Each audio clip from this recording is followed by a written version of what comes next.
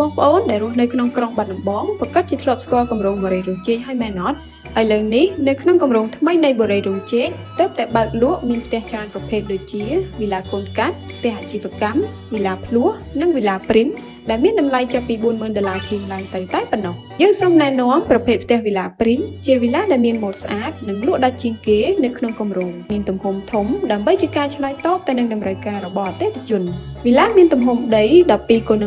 ម៉ែត្រមានបន្ទប់គេង4និងបន្ទប់ទឹក5មានចំណតឡានធំទូលាយអាចចតឡានបានរហូតដល់2គ្រឿងនិងជាពិសេសគឺមានបន្ទប់គេងជាន់ផ្ទាល់ដី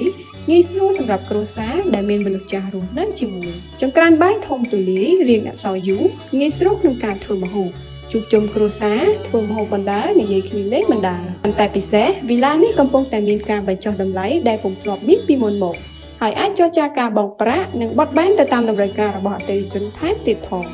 នៅចាំអីទៀតសូមអញ្ជើញបងប្អូនទៅទស្សនាផ្ទះគំរូពិតៗដើម្បីដឹងលម្អិតអំពីវីឡាដ៏ស្រស់ស្អាតមួយនេះកុំភ្លេចចង់បានផ្ទះនៅក្នុងបុរីដែលមានគ្រឿងបរិក្ខារសម្បូរបែបនិងធំជាងគេក្នុងក្រុងបាត់ដំបងសូមតាក់ទងមកក្រុមការងារឬឆាតចូល Page របស់ពួកយើងឥឡូវនេះ